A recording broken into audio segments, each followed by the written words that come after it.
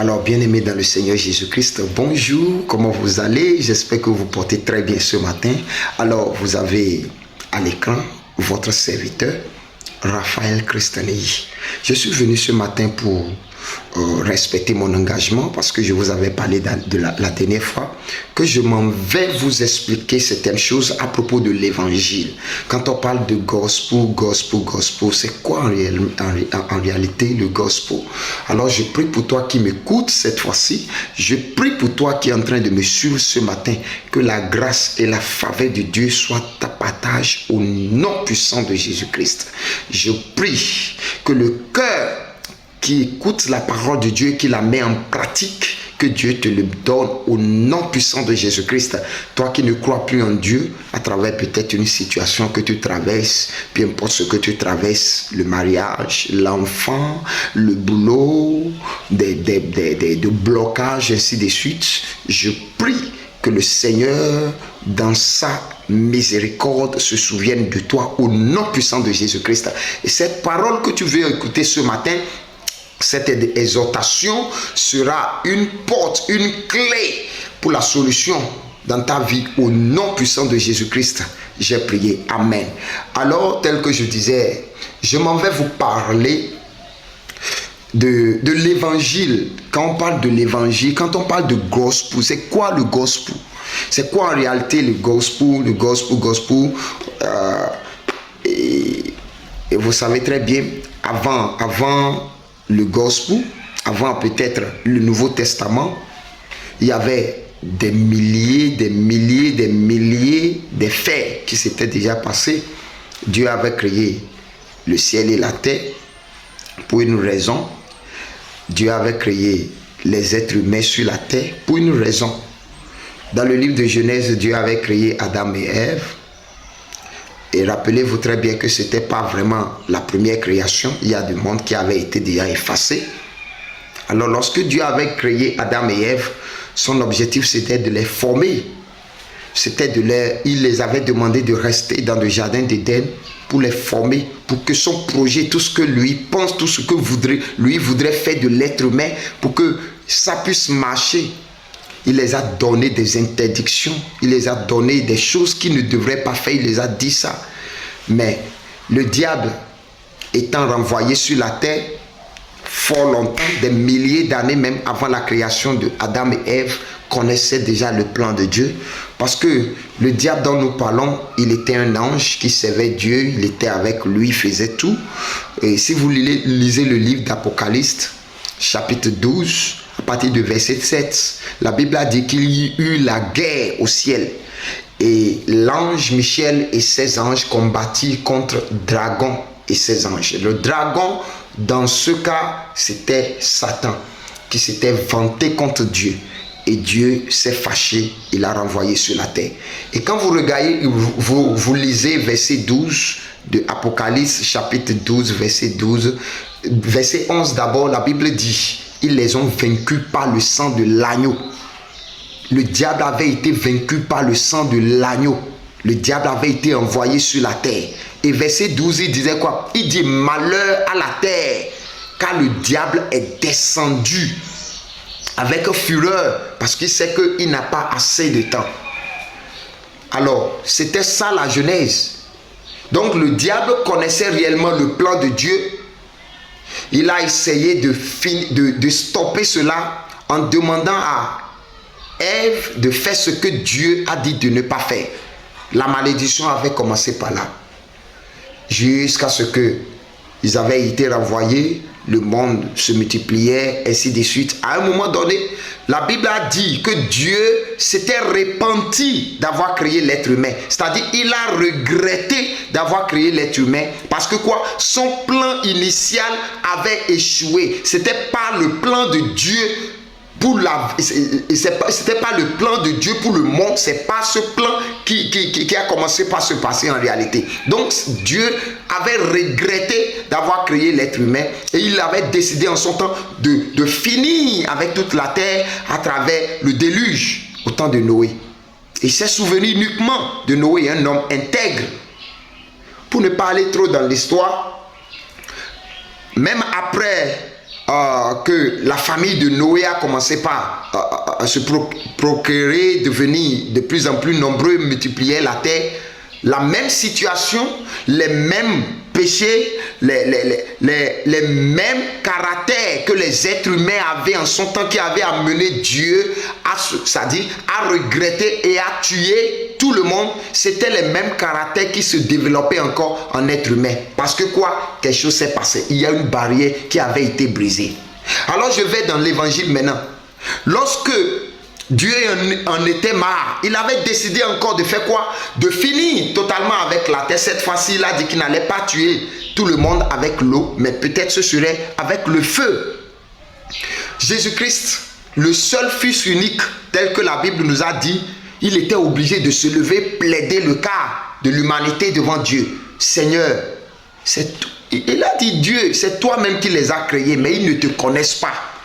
En réalité, tout ce que tu pensais leur faire, le diable que tu avais renvoyé ne les a pas permis aussi de bénéficier de tout cela.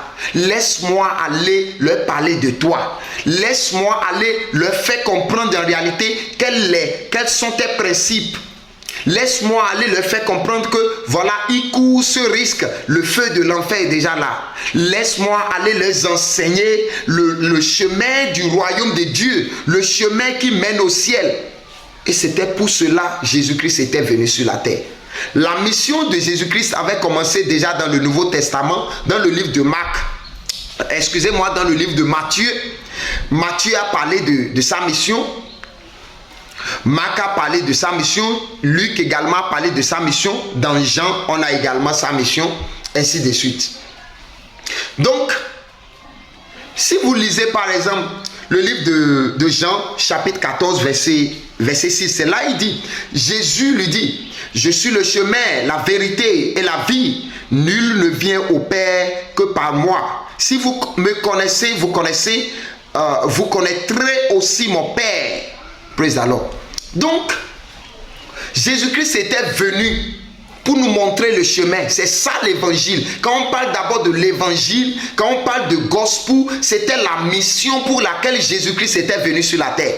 La mission pour laquelle il était venu, c'est nous montrer le chemin de la vie. C'est nous montrer réellement qu'il y a déjà un lieu qu'on appelle l'enfer, destiné à tous ceux qui ne font pas la volonté du Père.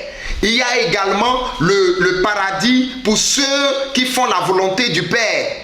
Il était venu nous montrer en réalité quelles sont les aptitudes, les caractères, les comportements qu'il faut adopter pour que après la mort, nous puissions éviter la seconde mort. C'est-à-dire nous puissions éviter la destruction éternelle. J'espère que vous êtes en train de me suivre. Donc, le gospel, le vrai gospel, c'est comment est-ce que tu peux te tenir ferme dans la foi. Comment est-ce que tu peux faire quoi? Tu peux respecter les principes de Dieu et finir au paradis. La Bible a dit dans le livre de Timothée, le livre de 1 Timothée chapitre 2 verset 5. 1 Timothée chapitre 2 verset 5. La Bible a dit quelque chose là.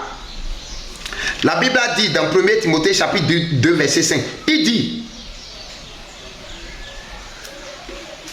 1 Timothée chapitre 2 verset 5, je suis là.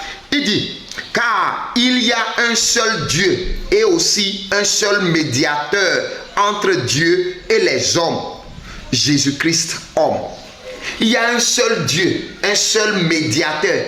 C'est pourquoi il y a certaines personnes qui disent que dans le christianisme, pourquoi on dit qu'on parle au nom du Père, au nom du Fils, au nom du Saint-Esprit. Bon, c'est quelque chose que je vais développer après, ça ne serait pas aujourd'hui.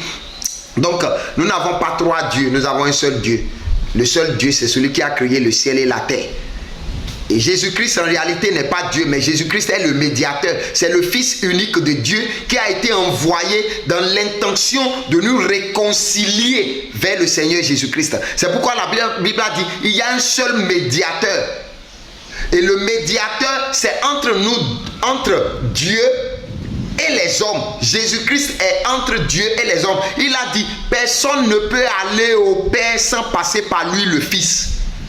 C'est ça le gospel.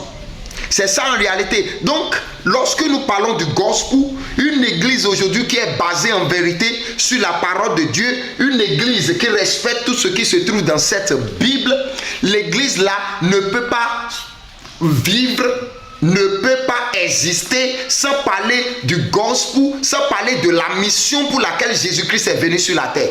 Jésus-Christ est venu pour que nous puissions éviter la destruction éternelle. Parce que quand quelqu'un ne fait pas la volonté de Dieu, quand la personne meurt, c'est une destruction éternelle. Ça, c'est dans le feu de l'enfer. Mais lorsque tu fais la volonté de Dieu, il y a un lieu qui est réservé pour toi. Écoutez, le monde serait injuste, en vérité, si peut-être tout le monde vient sur la terre, il vit sa vie comme il veut, et il meurt, et on se retrouve au même endroit, il n'y a pas de jugement. Ce serait injuste. Moi, j'ai décidé de ne pas être peut-être meurtrier, de ne pas faire rituel de l'argent. J'ai décidé de ne pas tuer quelqu'un pour avoir de l'argent. Certaines personnes vivent dans ces genres de réalité chaque jour. Alors, est-ce que quand je meurs, et ceux-là aussi meurent, et nous allons nous retrouver au même endroit, sans le jugement, sans quoi que ce soit, le monde serait injuste. Alors, c'est pour ça que je suis en train de vous dire, l'Église ne peut pas parler de l'évangile aujourd'hui sans d'abord se baser beaucoup plus sur la repentance. Parce que Jésus-Christ est venu pour nous montrer ce qui peut nous amener au paradis.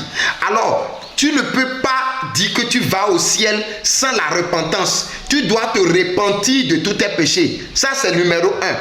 Sans la repentance, sans la restitution, il n'y a pas cette possibilité. Lorsque nous parlons de la restitution, peut-être lorsque tu étais encore dans le monde, tu avais fait ci, tu avais fait ça, il y a cette possibilité, quelqu'un que tu as volé, la possibilité de te mettre à genoux d'abord et prier, Seigneur, pardonne-moi. Maintenant, je veux aller me confesser, je veux aller dire à celui à qui j'avais volé que j'avais fait ci, j'avais fait ça. Il y a aussi une condition pour le faire. D'autres vont le dire qu'il y a des cas sur des cas. Oui, je reconnais qu'il y a des cas sur des cas, mais fais la restitution. En dehors de ça, nous voyons pas mal de choses aujourd'hui. Celui qui parle de l'évangile, qui se base uniquement sur là où Jésus-Christ a ressuscité les morts, là où Jésus-Christ il a guéri une malade, une maladie ou un malade, il a guéri un malade, il a fait ci, il a fait ça. L'église qui parle uniquement de miracles que Jésus-Christ avait fait, en réalité l'église là ne prépare des gens pour le royaume des cieux. Parce que ce n'est pas le miracle que Jésus est venu faire là qui va faire quoi, que tu vas croire en lui. Non, mais c'est le comportement qu'il a dit d'adopter. C'est ce qu'il nous a demandé de faire là. C'est le plus important. Le miracle en réalité, c'est comme, je sais pas, c'est comme bonus. Écoutez-moi très bien. Jésus-Christ était venu sur la terre, c'était pas pour le miracle. Mais il était venu en réalité pour nous montrer le chemin de la vie. Maintenant, pour que les gens puissent croire en ce que Jésus-Christ est venu dire, il était obligé de montrer un peu le miracle, c'est-à-dire de faire quelques miracles pour que les gens puissent croire en lui. C'est tout comme si quelqu'un a sa boutique, écoutez-moi, la personne est en train de vendre des choses, des accessoires, des télévisions, des CD, pas mal de choses quand même. Et la personne est en train de dire promotion, promotion, promotion, je fais promotion. Promotion, promotion. Si tu viens et tu achètes une télévision, je te donne de CD comme bonus là-dessus. D'accord? Quand tu viens chez moi et tu achètes écran plasma, je te donne DVD ou bien je te donne clé USB comme bonus là-dessus. Et tu arrives là-bas, tu payes de l'argent pour l'écran plasma. Et tu n'arrêtes pas pour prendre ton écran plasma, mais tu prends uniquement le bonus qui est clé USB ou bien DVD et tu rentres chez toi. C'est comme ça ce qui se passe aujourd'hui. Les gens viennent à l'église en réalité, ils laissent la première mission, la raison pour laquelle ils devraient être à l'église, ils laissent ça, mais ils prennent ce qui est comme bonus. Miracle Miracle, c'est bonus. Prodige, c'est bonus. Je suis malade et ils ont prié au nom de Jésus, je suis guéri. Ça, c'est bonus. Et tu as besoin de boulot, tu as besoin de mariage, et tu veux ci, tu veux ça. Ils ont prié, Dieu a exaucé. Ça, c'est bonus. Mais la première des choses, c'est le salut authentique de ton âme. Je dis bien, le salut authentique de ton âme, c'est la première des choses qu'il faut chercher. Dès que le salut est là, le reste, ça vient là-dessus. C'est pourquoi la Bible a dit dans le livre de Matthieu, chapitre 6, verset 33, il dit, cherchez d'abord le royaume des cieux et sa justice. Le reste vous serez donné par-dessus. C'est quoi le reste? Le reste, c'est le mariage. Le reste, c'est l'enfant. Le reste, c'est la richesse. Le reste, c'est la maison. Le reste, c'est tout ce que tu veux sur la terre. Ça, c'est le reste. Mais il faut chercher d'abord ton salut. Il faut chercher d'abord à construire, il faut chercher à construire une relation solide entre toi et ton Dieu. Écoute, quand tu n'as pas une relation avec Dieu, ok, et un pasteur utilise ton onction, son onction pour prier pour toi et tu es guéri. Écoute-moi, le feu de l'enfer, c'est clair pour toi, quoi. Oui. Je dis bien, l'onction de pasteur ne peut pas t'amener au ciel. Il n'y a pas cette possibilité. Ce qui peut t'amener au ciel, c'est ta relation personnelle avec Dieu. Le salut authentique que tu as. Tu es né de nouveau et tu marches selon les principes de Dieu. C'est ça qui peut t'amener au ciel. Ce n'est pas j'ai besoin de l'enfant, mon pasteur a prié pour moi, je suis tombé enceinte. Et il y a longtemps, je cherchais boulot, mon pasteur a prié pour moi, j'ai eu de job. Il y a longtemps, je suis dans la situation, dans l'infimité, ou bien je suis malade, mon pasteur a prié pour moi, je suis guéri. C'est pas ça qui va t'amener là-bas. Hein. Là, c'est bonus. Je dis bien, c'est bonus. Ce qui va t'amener là-bas en réalité, c'est ta relation personnelle avec Dieu.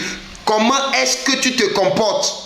Est-ce que tu as accepté le Christ là, le Fils? Est-ce que tu l'as accepté comme ton Seigneur Sauveur? Ton Sauveur, est-ce que tu l'as accepté comme ton Sauveur? Seigneur Jésus-Christ, est-ce que tu l'as accepté comme Sauveur? Est-ce que tu marches selon les principes qu'il a donnés? C'est ça en réalité. Alors, lorsque nous parlons de l'évangile aujourd'hui, il faudrait que chacun de nous commence par réfléchir. Est-ce que réellement nous suivons les pas de Christ? Est-ce que nous faisons ce que Christ a demandé de faire pour aller au ciel? C'est la première des choses. C'est la première des choses. Et si toi tu es dans l'église aujourd'hui parce que tu as besoin de miracles, alors tu n'as pas encore commencé. Dieu ne te reconnaît même pas encore. C'est ton pasteur qui te reconnaît. Si tu es à l'église aujourd'hui parce que tu as besoin de boulot et tu veux que Dieu te donne de boulot, Dieu ne te reconnaît pas encore. C'est ton pasteur qui te reconnaît. Si tu es à l'église aujourd'hui parce que tu as besoin de te marier avec une fille peut-être née de nouveau ou bien tout ça là, et tu ne cherches pas le salut authentique, tu ne cherches pas réellement à donner ta vie totalement à Jésus-Christ, tu ne cherches pas à marcher selon les principes de Dieu, tu n'es pas encore à l'église, tu es encore dans le monde et Jésus ne te reconnaît pas encore. Tu peux payer des dîmes, tu peux payer des offrandes, tu peux faire des vœux dans l'église, des serments dans l'église. Dieu ne te reconnaît pas tant qu'il n'y a pas une relation entre toi et lui. C'est la relation entre toi et Jésus et Dieu qui pourra t'amener à ne pas pleurer après la mort. Mais ils ont prié, je suis guéri. C'est pas ça, hein? Que le Seigneur soit avec vous. Le salut authentique, c'est de marcher selon Christ. C'est d'accepter que Jésus-Christ, sans passer par lui, tu ne peux pas voir le Père. C'est d'accepter ça. Et de marcher dans la sainteté. De ne plus dire uniquement que Dieu regarde le cœur. Je vais revenir, c'est un sujet que nous allons traiter après.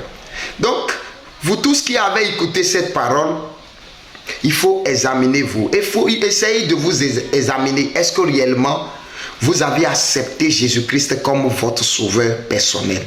Est-ce qu'en vérité, vous n'allez pas à l'église parce que votre pasteur prêche bien? Est-ce qu'en vérité, vous n'allez pas à l'église parce que votre pasteur a l'onction? Ou bien parce que votre pasteur, il donne de prophéties? Ou bien il voit des choses dans votre vie et ça s'accomplit? Est-ce que vous n'allez pas à l'église parce que l'onction qui est sur le pasteur est assez grande? Non, ça ne devrait pas être le cas. Écoute, si Dieu t'a donné la possibilité de pouvoir lire la Bible,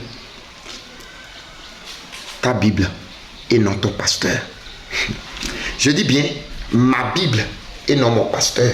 Moi-même, je suis un pasteur et je le dis à mes membres. Ta Bible et non ton pasteur. Lorsque tu le mets dans ta tête, même si un pasteur cherche à te duper, je pense que tu seras éveillé. Parce que ce que la Bible a dit ici, c'est énorme. Il n'y a rien qui se passe sur la terre qui n'est pas dans la Bible. Pour ça, je prie que le Seigneur ouvre vos yeux.